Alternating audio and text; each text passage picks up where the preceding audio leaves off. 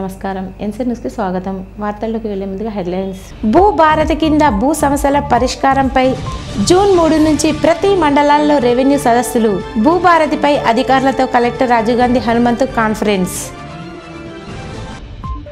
నకిలీ విత్తనాలపై పోలీసు మరియు వ్యవసాయ శాఖ అధికారుల తనిఖీలు ఫర్టిలైజర్లలో విత్తనాల కొనుగోలు అమ్మకాలపై ఆరా నందిపేటలో వన్యప్రాణులను చంపి వండుతున్నారని అనుమానంతో హోటళ్లను ఆర్డర్ మెస్లను ఆకస్మికంగా తనిఖీ చేసిన అటవీ శాఖ పోలీస్ శాఖ అధికారులు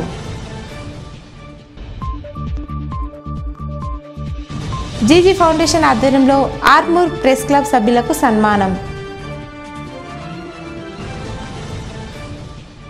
నకిలీ విత్తనాలు అమ్మిన వారిపై చర్యలు తప్పవని ఆర్మూర్ ఏసీపీ వెంకటేశ్వరరెడ్డి ఏవో హరికృష్ణ అన్నారు. ఆర్మూర్ పట్టణంలోని విత్తనాలను విక్రయించే దుకాణాలలో వ్యవసాయ శాఖ పోలీస్ శాఖ ఆధ్వర్యంలో సంయుక్తంగా తనిఖీలు చేపట్టారు.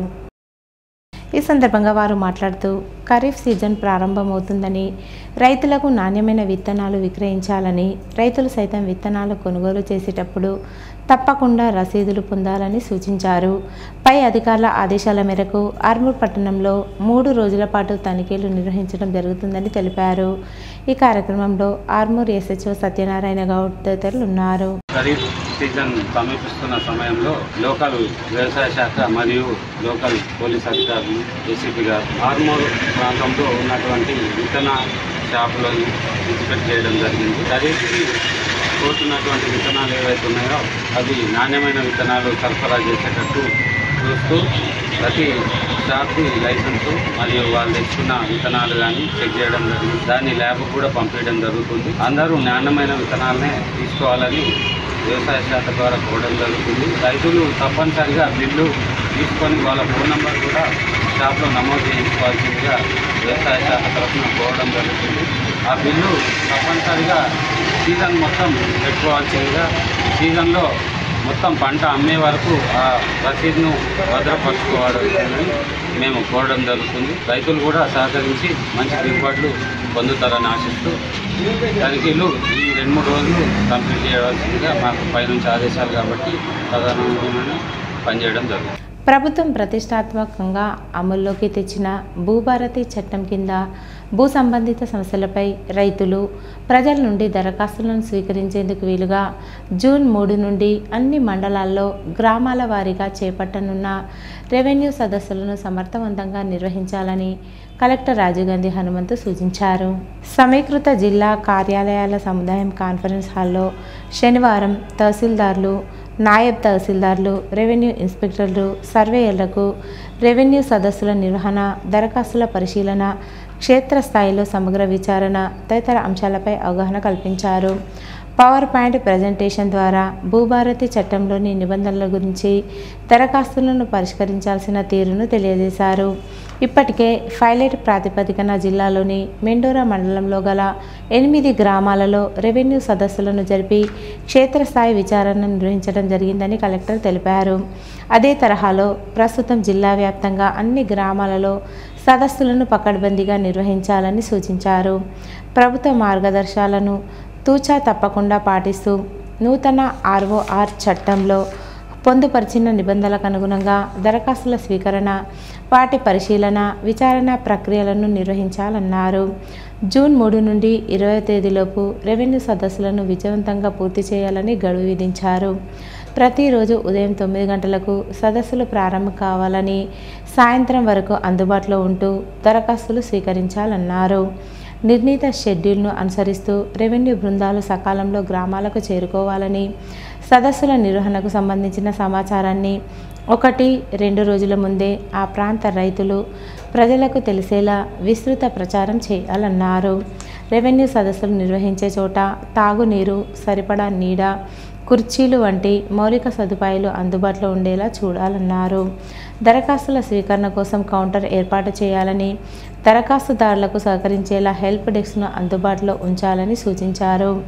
ఎలాంటి తప్పిదాలకు తావు లేకుండా దరఖాస్తులు దాఖలు చేసేలా చూడాలని రిజిస్టర్లో సమగ్ర వివరాలను నమోదు చేస్తూ పూర్తి డేటాను కంప్యూటర్ ఆన్లైన్లో పొందుపరచాలని ఆదేశించారు. వచ్చిన ప్రతి దరఖాస్తును క్షుణ్ణంగా పరిశీలించి పక్కాగా ఫీల్డ్ వెరిఫికేషన్ నిర్వహించాలని, మొక్కుబడిగా కాకుండా ప్రతి అంశాన్ని ఎంతో జాగ్రత్తగా సమగ్రంగా పరిశీలించాలని హితవు పలికారు. ప్రభుత్వ మార్గదర్శకాలు, భూభారతిలోని నిబంధనలపై పరిపూర్ణమైన అవగాహనను కలిగి ఉన్నప్పుడే తప్పిదాలకు తావు లేకుండా దరఖాస్తుల పరిశీలన, విచారణ ప్రక్రియలను నిర్వహించగలుగుతారని అన్నారు. ఈ విధంగా ఉంటుంది అంటే ఆ రోజు కొంత హెల్ప్ డెస్క్ ఒక 2-3 ఎక్కువ పెట్టుకోవడం, కౌంటర్స్ రిసీవింగ్ కౌంటర్స్ కూడా ఎక్కువ పెట్టుకోవడం అని ప్లాన్ చేసుకోండి.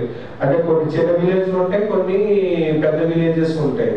చిన్న విలేజ్ లో మీకు అంత రిక్వైర్మెంట్ మ్యాన్ పవర్ అవసరం ఉండకపోవచ్చు. బట్ పెద్ద విలేజెస్ మేజర్ గా కొన్ని మేజర్ ఇష్యూస్ ఉన్నాయి.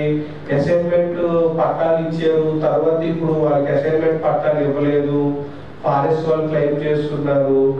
సో లేదు మనకు సీలింగ్ పట్టా ఇష్యూస్, ఏదైనా మేజర్ ఇష్యూ ఒక విలేజ్ లో ఉంది, ఎక్కువ అప్లికేషన్లు వస్తాయంటే ఆ విధంగా మీరు ముందుగానే ప్లాన్ చేసుకోండి. సో అప్లికేషన్స్ రిసీవ్ చేసుకోవడము అవన్నీ కూడా కరెక్ట్ గా ఉండాలి. సో అదే విధంగా మీరు విలేజ్ షెడ్యూల్ ఏదైతే ఉందో టీమ్స్ కూడా ఈచ్ మీరు ఏ టీమ్ ఏ విలేజెస్ అనేది ట్యాగ్ అయింది. సో ఆ టీమ్ తో పాటు హెల్ప్ డెస్క్ కూడా సెపరేట్ టీమ్ ఉండాలి. సో హెల్ప్ డెస్క్ కి విలువ ఒక 2-3 మెంబర్స్ అయినా ఉండి వాళ్ళకి చెప్పాలి. సో ఈ అప్లికేషన్స్ కూడా మీరు ముందుగానే, అంటే మెట్రోలో అయితే వైట్ పేపర్ మీద రాసుకొని వస్తారు. సో అది మనం తీసుకోలేదు. ఇప్పుడు ఇది ఏదైతే అప్లికేషన్ ప్రొఫార్మా ఉందో, సో మీరు ఏదైతే ప్లాన్ చేశారో, for example third A village లో ఉందో అట్లీస్ట్ రేపు ఆ విలేజ్ లో కొన్ని అంటే మీకు వచ్చే అప్లికేషన్స్ ప్రకారంగా ఒక 100 ఎన్నో కొన్ని ప్రింట్ చేసి ఇస్తే వాళ్ళు కొంతైనా ఏదోటి ఫిల్ చేసుకుని డీటెయిల్స్ వస్తాయి. లేదు అంటే మీరు దీంట్లో చూస్తే ఆధార్ నెంబర్ నుంచి అవన్నీ ఖాతా నెంబరు, మొబైల్ నెంబరు, ఈ పట్టా పాస్బుక్ నెంబరు, ఇవన్నీ అంటే మీకు అక్కడ ఒక అప్లికేషన్ ఫిల్ చేయడానికి 15 మినిట్స్ పోతుంది. ఆర్మూర్ పట్టణంలో జీజీ ఫౌండేషన్ వ్యవస్థాపక అధ్యక్షులు గుజరాతీ నివేదన్ ఆధ్వర్యంలో ఆర్మూర్ ప్రెస్ క్లబ్ నూతన కార్యవర్గ సభ్యులను ఘనంగా సన్మానించారు. ఈ సందర్భంగా జీజీ ఫౌండేషన్ వ్యవస్థాపకులు గుజరాతీ నివేదన్ నూతన ఆర్మూర్ ప్రెస్ క్లబ్ పాలకవర్గ సభ్యులకు శుభాకాంక్షలు చెప్పారు. అనంతరం ఆయన మాట్లాడుతూ నూతనంగా ఎన్నికైన పాలకవర్గ సభ్యులు ప్రజల్లో నెలకొని ఉన్న సమస్యలను ఎలాంటి భయం లేకుండా రాస్తూ ఎప్పుడూ ప్రజలకు మంచి చేయాలని కోరారు. తమ స్వచ్ఛంద సంస్థ సభ్యులమంతా కలిసి వారిని సన్మానించడం ఎంతో సంతోషంగా ఉందన్నారు. అనంతరం ప్రెస్ క్లబ్ అధ్యక్షులు, ఉపాధ్యక్షులు చౌల్ సందీప్, జానా రమేష్ మాట్లాడుతూ స్వచ్ఛంద సంస్థ సభ్యులు తమను సన్మానించినందుకు సంతోషంగా ఉందని, అలాగే వారి కోరిక మేరకు ఎక్కడ ఏ సమస్య వచ్చినా తాము వార్తలు రాయడంలో ముందుంటామని, తప్పులకు ఆస్కారం లేకుండా సమర్థవంతంగా ప్రెస్ క్లబ్ పాలకవర్గం పనిచేస్తుందని చెప్పారు. ఈ కార్యక్రమంలో ప్రెస్ క్లబ్ కార్యదర్శి దేశెట్టి సునీల్, ఉపాధ్యక్షులు జానా రమేష్, కోశాధికారి Azeem, EC member Murali, rotary club మాజీ అధ్యక్షులు డీజే దయానంద్, రోటరీ ఆదర్శ మాజీ కార్యదర్శి Bochkar Venu, Balu, senior citizen forum అధ్యక్షుడు Narayana Varma, retired head master Babagoud, ప్రతినిధులు కాశీనాథ్, సంజయ్, సునీల్, విశాల్ తదితరులు ఉన్నారు. తమ యొక్క ఆలోచనతో, తమ యొక్క పవిత్రమైనటువంటి జ్ఞానంతో మరి ఎక్కడ ఏ విషయాలు కూడా మన ప్రజల్లో ముందుకు పెట్టేటువంటి అంత గొప్ప కలయిక వారికి యొక్క ప్రెస్ మాధ్యమం ద్వారా జరుగుతుందని చెప్పేసి ఈ సందర్భంగా తెలియజేస్తున్నాను. కొందరు సమాజంలో ఎక్కడ వెళ్ళినా వెళ్ళకుండా ఇంట్లోనే కూర్చున్నా కానీ వారికి వార్తల రూపంగా ప్రపంచంలో ఎక్కడ ఏం జరుగుతుంది అనేటువంటి విషయాన్ని కేవలం ఇంట్లోనే కూర్చున్న ద్వారా టీవీల ద్వారా కానీ పేపర్ల ద్వారా కానీ చదవడం వారు ఎంత వారు చేసినటువంటి కృషి. కాబట్టి వారు సమాజంలో ఎప్పుడు కూడా న్యాయం గురించి, ప్రజల సంక్షేమం గురించి వార్తలు రాయాలి. ఎవరిని కూడా భయపడకుండా సమాజంలో ఏది జరిగినా సమాజ ప్రజల గురించి వారి యొక్క సేవలు ముందుగా పెట్టాలని చెప్పేసి సందర్భంగా నేను కోరుతూ మరి వారికి మరోసారి హార్దిక శుభాకాంక్షలు తెలియజేస్తున్నాను. ఈరోజు ఇక్కడ మమ్మల్ని పిలిచి సన్మాన కార్యక్రమం నిర్వహిస్తున్న జీజీ ఫౌండేషన్ సభ్యులందరికీ పేరు పేరున ధన్యవాదాలు తెలుపుకుంటున్నాను. వారు చెప్పిన విధంగానే వార్తలన్నింటినీ ప్రజలకు చేరవేసే విధంగా మా వంతు కృషి తప్పకుండా చేస్తాము. మాకు పిలిచి సన్మానించినందుకు వారందరికీ పేరు పేరున ధన్యవాదాలు తెలుపుకున్నాను. సేవా కార్యక్రమాల ద్వారా నాకు తెలిసి ఎన్నో సంవత్సరాలుగా ఈ రీతిగా ఈ ఫౌండేషన్ ద్వారా మంచి సామాజిక కార్యక్రమాలు నిర్వహిస్తున్న మీ వెన్నంటి ఆల్ హోమ్ ప్రెస్ క్లబ్ సభ్యులంగా మేము అందరం ఉంటాం. నూతన కార్యవర్గాన్ని గుర్తించి మా అధ్యక్షుడి సమక్షంలో కార్యవర్గం అంతటిని మీరు సన్మానించడానికి ఆహ్వానించేందుకు ఫౌండేషన్ ఉన్న ప్రతి ఒక్కరికి పేరు పేరు వరుసన ఆల్ హోమ్ ప్రెస్ క్లబ్ సభ్యులందరి సమక్షంగా మేము కృతజ్ఞతలు తెలుపుతున్నాం. Telangana revenue employees services association Nizamabad జిల్లా ఆధ్వర్యంలో శనివారం సమీకృత జిల్లా కార్యాలయాల సముదాయంలో హెల్పింగ్ హార్ట్స్ ఫౌండేషన్ తరపున రక్తదాన శిబిరం నిర్వహించారు. ఈ శిబిరాన్ని జిల్లా కలెక్టర్ రాజీవ్ గాంధీ హనుమంతు ప్రారంభించగా రెవెన్యూ అసోసియేషన్ ప్రతినిధులతో పాటు వివిధ శాఖలకు చెందిన సుమారు 60 మంది ఉద్యోగులు స్వచ్ఛందంగా ముందుకు వచ్చి రక్తదానం చేశారు. తలసేమియా పేషెంట్ల కోసం రక్తదాన శిబిరం నిర్వహించడం గొప్ప విషయమని ఈ సందర్భంగా కలెక్టర్ అభినందించారు. అన్ని దానాల్లోకెల్లా రక్తదానం ఎంతో గొప్పదని, ప్రాణాపాయ స్థితిలో ఉన్న వారి ప్రాణాలను కాపాడేందుకు ఉపకరిస్తుందని గుర్తు చేశారు. హెల్పింగ్ హార్ట్స్ ఫౌండేషన్ నెలకొల్పి రెవెన్యూ ఉద్యోగుల సంఘం ద్వారా ప్రతి ఏటా ఈ తరహా సామాజిక సేవా కార్యక్రమాలు కొనసాగిస్తుండడం ముదావహమని, ఇదే స్ఫూర్తితో మున్ముందు మరిన్ని సేవా కార్యక్రమాలు చేపట్టాలని సూచించారు. రక్తదానం చేసిన ఉద్యోగులకు రెవెన్యూ ఎంప్లాయీస్ అసోసియేషన్ తరఫున ప్రశంసా పత్రాలు అందజేశారు. ఫర్టిలైజర్ వ్యాపారులు తప్పనిసరిగా విత్తన చట్టాలను అమలుపరచాలని కమ్మర్పల్లి ఎస్ఐ అనిల్ రెడ్డి పేర్కొన్నారు. నిజామాబాద్ జిల్లా పోలీస్ కమిషనర్ సాయి చైతన్య ఆదేశాల మేరకు శుక్రవారం కమ్మర్పల్లి మండల కేంద్రంలోని ఫర్టిలైజర్ డీలర్ షాపులలో ఆకస్మిక తనిఖీలు చేపట్టారు. ఈ సందర్భంగా ఎస్ఐ అనిల్ రెడ్డి మాట్లాడుతూ, వర్షాకాలం రైతులు పంటలు వేసే సమయాన ఫర్టిలైజర్ దుకాణదారులు నకిలీ విత్తనాలను విక్రయించకుండా తనిఖీలు నిర్వహిస్తున్నట్లు తెలిపారు. ఫర్టిలైజర్ వ్యాపారస్తులందరూ విత్తన చట్టాలకు లోబడే విత్తనాలు విక్రయించాలని, కొనుగోలుదారులందరికీ తప్పనిసరిగా రసీదులు ఇవ్వాల్సిన బాధ్యత వ్యాపారులపై ఉంటుందని సూచించారు. డీలర్ షాపు నందు స్టాక్ రికార్డులు, బిల్ బుక్కులు పరిశీలించారు.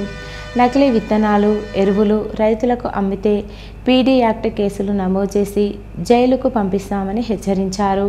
కొనుగోలు చేసిన విత్తనాలు, ఎరువులు, పురుగుల మందులకు రైతులు డీలర్ వద్ద నుంచి రసీదులు తప్పనిసరిగా తీసుకోవాలని సూచించారు.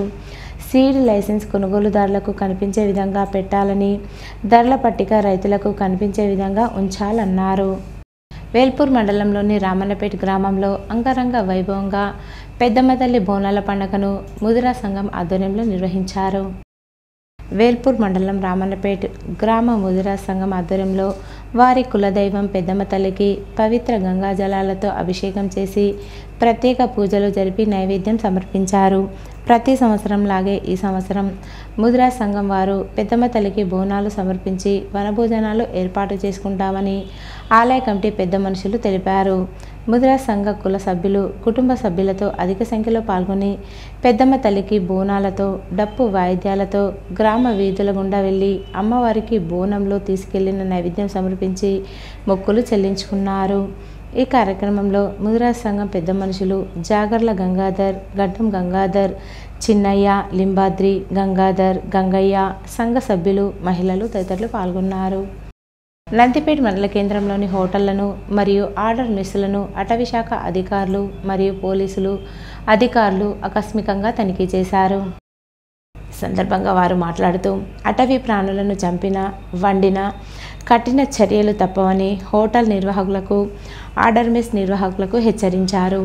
ఎవరైనా చంపినట్టు మరియు వండినట్టు సమాచారం వస్తే కేసులు నమోదు చేయడం జరుగుతుందన్నారు. వన్య ప్రాణులను చంపడం చట్టరీత్యా శిక్షార్హులని తెలిపారు. ఈ కార్యక్రమంలో నందిపేట మండల పోలీసులు, అటవీ శాఖ అధికారులు ఉన్నారు. స్థానికంగా ఉన్న ఎస్ఐ గారు కూడా మాతో పాటు ఇప్పుడు రైడింగ్లో పాల్గొని అక్కడ హోటల్ యజమానులకు, డాబా నిర్వాహకులు అందరికీ కలిసి కూడా మేము స్ట్రిక్ట్గా వార్నింగ్ చేసింది ఏంటంటే, ఏ వన్యప్రాణికి సంబంధించినటువంటి మీట్, మాంసం కూడా ఎట్టి పరిస్థితుల్లో వండకూడదు. ఒకవేళ వండినట్టయితే అటవీ చట్ట ప్రకారము, వన్యప్రాణుల సంరక్షణ చట్టం 1972 ప్రకారము వాళ్ళ పేరు నాన్-బెయిలబుల్ కేసులు నమోదు చేసి సుమారుగా 7 సంవత్సరాల పాటు జైలు శిక్ష విధించాల్సి వస్తుందని చెప్పేసి హెచ్చరించడం జరిగింది. ఇప్పుడు ఈ రానున్న కాలంలో ఎకో టూరిజం పార్క్ అనేది అభివృద్ధి చెందుతుంది కాబట్టి దాన్ని అభివృద్ధి చేయాలంటే ఇక్కడ వన్యప్రాణుల సంపద అనేది మోస్ట్గా పెరగాలి. ఉంటేనే జనాలు రావడానికి ఇష్టపడతారు. కాబట్టి కొందరు ఇన్ఫర్మేషన్ ఏంటంటే మనకి ఇక్కడ ఎవరో ఈ డాబాలన్నా ఇట్లా వండుతున్నారు చేస్తున్నారు అనేది కొంచెం మాకు ముందస్తుగా ఇన్ఫర్మేషన్ రావడం.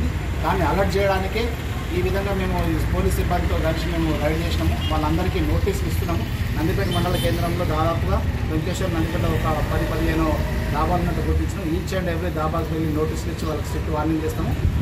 డొంకేశ్వర్ మండలం గంగాసముద్ర గ్రామానికి చెందిన శ్రీరామ్ అఖిల్ చారి వృద్ధాశ్రమంలో వృద్ధులకు దుప్పట్లను పంపిణీ చేశారు. యూనివర్సిటీ బెంగళూరు ఆధ్వర్యంలో సేవా కార్యక్రమంలో భాగంగా డొంకేశ్వర్ మండలం గంగాసముద్ర గ్రామానికి చెందిన శ్రీరామ్ అఖిల్ చారి మానస ట్రస్ట్ సభ్యులు వృద్ధాశ్రమంలో వృద్ధులకు దుప్పట్లు పంపిణీ చేసి మరియు వారికి ఆహారం సైతం అందజేశారు. అనంతరం పలువురు వైద్యులు మరియు యూనివర్సిటీ ప్రొఫెసర్లు మాట్లాడుతూ సేవా కార్యక్రమాలు చేయాలన్న సంకల్పంతో వైద్యులమంతా ఏకతాటిపైకి వచ్చి నిత్యం ప్రతి చోట సామాజిక సేవా కార్యక్రమాలు చేయడం జరుగుతుందన్నారు. అనంతరం ఆశ్రమ నిర్వాహకులు వైద్యులకు ప్రత్యేక ధన్యవాదాలు తెలియజేశారు. ఈ కార్యక్రమంలో వైద్యులు మరియు వృద్ధాశ్రమ నిర్వాహకులు వృద్ధులు ఉన్నారు. డొంకేశ్వర్ మండలంలోని సిర్పూర్ గ్రామంలో గంగమ్మ ఆలయ ప్రతిష్టాపన మహోత్సవం అంగరంగ వైభవంగా జరిగింది. ఈ నెల 29 నుంచి 31 వరకు గంగపుత్ర సంఘ ఆధ్వర్యంలో గంగమ్మ ఆలయ ప్రతిష్టాపన మహోత్సవం ఘనంగా నిర్వహిస్తున్నట్లు సంఘ సభ్యులు తెలిపారు. అలాగే మొదటి రోజు విగ్రహాల ఊరేగింపు, రెండో రోజు అభిషేకం, మూడో రోజు హోమం, అలాగే అమ్మవారి ప్రాణ ప్రతిష్ఠ, మహా అన్నదాన కార్యక్రమం నిర్వహించామని తెలిపారు. పెద్ద ఎత్తున గ్రామస్తులు మరియు గంగపుత్ర సంఘ సభ్యులు బోనాలు అమ్మవారికి సమర్పించి మొక్కులు చెల్లించుకోవడం జరిగిందన్నారు. ఈ కార్యక్రమంలో గంగపుత్ర సంఘ సభ్యులు, గ్రామ ప్రజలు తదితరులు ఉన్నారు. ఇందిరమ్మ పథకం కింద ఇళ్లను నిర్మించుకుంటున్న లబ్ధిదారులకు ఇసుక, మొరం అందుబాటులో ఉండేలా చొరవ చూపాలని కలెక్టర్ రాజీవ్ హనుమంతు తహసీల్దార్లకు సూచించారు. సమీకృత జిల్లా కార్యాలయాల సముదాయంలో శనివారం తహసీల్దార్లతో నిర్వహించిన సమావేశంలో ప్రత్యేక సూచనలు చేశారు. ప్రభుత్వం ప్రతిష్టాత్మకంగా ఇందిరమ్మ ఇళ్ల పథకాన్ని అమలు చేస్తున్న నేపథ్యంలో లబ్ధిదారులను అన్ని విధాలుగా ప్రోత్సహించాల్సిన అవసరం ఉందన్నారు. ఇందులో భాగంగా ఇళ్ల నిర్మాణాలకు ముందుకు వచ్చే వారికి సరిపడా ఇసుక అందుబాటులో ఉండేలా చర్యలు తీసుకోవాలని ఆదేశించారు. లబ్ధిదారులకు ఇసుకను రవాణా చేసే వాహనాలకు ప్రత్యేకంగా జారీ చేసిన వే బిల్లులను అందించాలని, అనుమతుల విషయంలో అనవసర ఇబ్బందులు లేకుండా చూడాలన్నారు. అయితే ఇందిరమ్మ ఇళ్ల నిర్మాణాల పేరిట ఇసుక పక్కదారి పట్టకుండా జాగ్రత్తలు తీసుకోవాలని, అవసరమైతే ఎంపీడీఓలు, ఎంపీఓలను సంప్రదించి ఇందిరమ్మ ఇళ్ల నిర్మాణాలు చేపడుతున్న లబ్ధిదారులను నిర్ధారణ చేసుకోవాలని సూచించారు. వర్షాలు ప్రారంభమైతే వాగులు, నదులలో వరద జలాలు చేరుకొని ఇసుక లభించే పరిస్థితి ఉండదని, దీనిని దృష్టిలో పెట్టుకుని వానలు కురియకముందే సరిపడా ఇసుక నిల్వలను ఇందిరమ్మ లబ్ధిదారులు ముందస్తుగా సమకూర్చుకునేందుకు వారికి వెసులుబాటు కల్పించేలా చర్యలు తీసుకోవాలని కలెక్టర్ హితవు పలికారు. ఈరోజు వార్తల్లోని హెడ్లైన్స్ మరోసారి. భూభారతి కింద భూ సమస్యల పరిష్కారంపై జూన్ 3 నుంచి ప్రతి మండలాల్లో రెవెన్యూ సదస్సులు. భూభారతిపై అధికారులతో కలెక్టర్ రాజీవ్ హనుమంతు కాన్ఫరెన్స్. నకిలీ విత్తనాలపై పోలీసు మరియు వ్యవసాయ శాఖ అధికారుల తనిఖీలు. ఫర్టిలైజర్లలో విత్తనాలు కొనుగోలు, అమ్మకాలపై ఆరా. నందిపేటలో వన్యప్రాణులను చంపి వండుతున్నారని అనుమానంతో హోటళ్లను, ఆర్డర్ మెస్లను ఆకస్మికంగా తనిఖీ చేసిన అటవీ శాఖ, పోలీస్ శాఖ అధికారులు.